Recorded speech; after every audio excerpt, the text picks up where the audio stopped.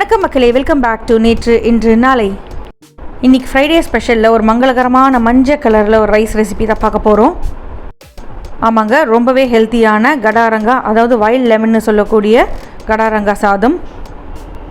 பார்க்குறதுக்கு இது lemon rice மாதிரி இருந்தாலும் அதோட ஃப்ளேவர் அண்ட் டேஸ்ட் லெமனோட கொஞ்சம் டிஃப்ரெண்ட்டாக தான் இருக்கும்.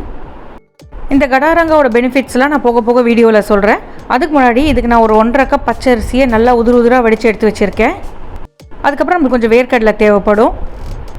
ஓகே, இப்போ இந்த ரைஸ் எப்படி பண்ணலாங்கிறத பார்த்துடலாம். ஒரு கடாயில் 3 டேபிள் ஸ்பூன் எண்ணெய் சூடு பண்ணிக்கோங்க. எண்ணெய் சூடானதுக்கப்புறம் 1 டீஸ்பூன் கடுகு சேர்த்துடலாம். கடுகு நல்லா வெடிக்கட்டும். கடுகு வெடித்ததுக்கப்புறமா 1 டீஸ்பூன் ஜீரகம் சேர்த்துக்கலாம். ஒரு 1.5 டீஸ்பூன் உளுத்தம் பருப்பு, 1.5 டீஸ்பூன் கடலைப்பருப்பு சேர்த்துக்கலாம். பருப்பு நல்லா பொன்னிறமாக மாறுற வரைக்கும் நல்லா வறுத்துக்க போகிறேன். கூடவே ஒரு கைப்பிடி அளவுக்கு கருவேப்பிலை சேர்த்துக்கலாம். அடுத்ததான் இந்த சாதத்துக்கு ஃப்ளேவர் கொடுக்கக்கூடிய இஞ்சி, பச்சை மிளகாய் சேர்த்துக்கலாம். நான் ஒரு பெரிய பச்சை மிளகாயும் 1 டேபிள் ஸ்பூன் அளவுக்கு இஞ்சியும் நீட்டமாகவே கட் பண்ணி சேர்த்துருக்கேன். இஞ்சி நல்லா வறுபடணும், அப்போ தான் நம்மளுக்கு நல்ல ஒரு ஃப்ளேவர் கிடைக்கும். பச்சை மிளகாய் இஞ்சியும் கொஞ்சம் ரோஸ்ட் ஆனதுக்கப்புறமா ஒரு 2-3 மோர் மிளகாய் சேர்த்துக்கலாம். உங்கள்கிட்ட மோர் மிளகாய் இல்லைன்னா நீங்கள் காஞ்ச மிளகாய் கூட சேர்த்துக்கலாம்.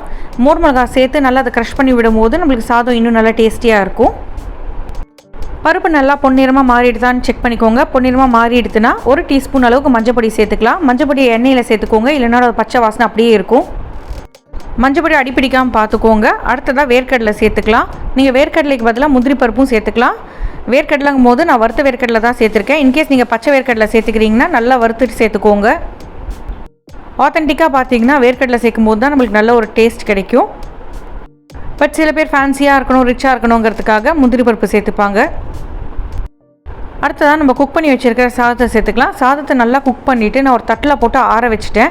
இந்த மாதிரி பண்ணும்போது உங்களுக்கு சாதம் ஒட்டாமல் உதிராக இருக்கும். நீங்கள் கலந்த சாதத்துக்கு சாதம் குக் பண்ணும்போது கொஞ்சம் உப்பும் எண்ணெயும் சேர்த்து குக் பண்ணுங்கள். அந்த மாதிரி பண்ணும்போது உங்களுக்கு சாதம் நல்லா உதிராக ஒட்டாமல் வரும். சாதத்தை நல்லா சேர்க்கும் போதே உடச்சி விட்டு சேருங்க. சாதத்தை சேர்த்ததுக்கப்புறம் நல்லா ஸ்லோ ஃப்ளேமில் வச்சு கட்டி உருண்டைகள் இல்லாதபடி உடச்சி விட்டுட்டு கலந்து விட்டுருங்க. இந்த கடாரங்காய் பார்த்தீங்கன்னா ரெஸ்பிரேட்டரி ப்ராப்ளம், அதுக்கப்புறம் வயிற்றில் இருக்கிற பூச்சிகளை நீக்கிறதுக்கு, ரிமோட்டாய்ட் ப்ராப்ளம்க்கு, ரெஸ்பிரேட்டரி ப்ராப்ளம்ஸ்க்கு, ஸ்கர்விக்கு, டைஜஷன், ஃபீவர், டயரியா எல்லாத்துக்குமே ரொம்ப நல்லது. பெரும்பாலும் இதை நம்ம ஊறுகாய் பண்ணி தான் சாப்பிடுவோம். பட் இந்த மாதிரி ரசம், ரைஸ் பண்ணும்போது அதோட சத்து நம்மளுக்கு நேரடியாக உள்ளே போகும். இந்த 1.5 கப் அரிசிக்கு எனக்கு பெரிய கடாரங்காலேருந்து ஜூஸ் தேவைப்பட்டது. கடாரங்காவை நல்லா ரோல் பண்ணிவிட்டு ஜூஸை கொஞ்சம் அப்படியே லூசன் பண்ணிவிட்டு நீங்கள் சாத்துக்குடி புழியத்தில் புழிஞ்சு எடுத்திங்கன்னா உங்களுக்கு ஜூஸ் கிடச்சிடும். கட் பண்ணி பார்த்தீங்கன்னா உங்களுக்கு சாத்துக்குடி மாதிரி தான் இருக்கும். இப்போ ஒரு பழத்துலேருந்து எவ்வளோ ஜூஸ் புழிஞ்சு எடுத்துக்க முடியுமோ நான் அவ்வளோ ஜூஸையும் எடுத்துக்க போகிறேன். இந்த தோலை நீங்கள் தூக்கி போடாமல் அப்படியே கட் பண்ணி உப்பில் போட்டு வச்சிங்கன்னா ஊறுகாய்க்கும் யூஸ் பண்ணிக்கலாம். இப்போ இந்த ரைஸுக்கு தேவையான அளவுக்கு உப்பு சேர்த்துட்டு உப்புக்கு மேலே தான் நான் இந்த கடாரங்காவோட ஜூஸ் சேர்க்குறேன். இந்த மாதிரி உப்புக்கு மேலே சேர்க்கும்போது நம்மளுக்கு கசந்து போகாமல் இருக்கும். இப்போ இந்த கடாரங்காய் ஜூஸ் சேர்த்த உடனே ஒரு தடவை மிக்ஸ் பண்ணிவிட்டு உடனே அடுப்பை ஆஃப் பண்ணிவிடுங்க.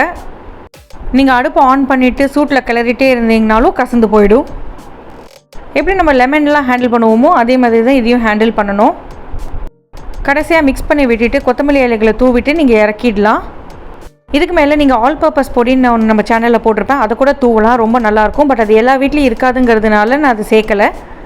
உங்களுக்கு அந்த பொடியோட லிங்க்கையும் நான் டிஸ்கிரிப்ஷனில் கொடுக்குறேன், போய் செக் பண்ணி பாருங்கள். இந்த ரெசிபி உங்களுக்கு பிடிச்சிருக்கும்னு நினைக்கிறேன். கண்டிப்பாக உங்கள் வீட்டில் ட்ரை பண்ணி பாருங்கள். ட்ரை பண்ணி பார்த்துட்டு எப்படி இருக்குன்னு சொல்லுங்கள். நம்ம சேனலுக்கு ஃபர்ஸ்ட் டைமாக வரீங்கன்னா லைக் பண்ணுங்கள், ஷேர் பண்ணுங்கள், மறக்காமல் சப்ஸ்கிரைப் பண்ணுங்கள்.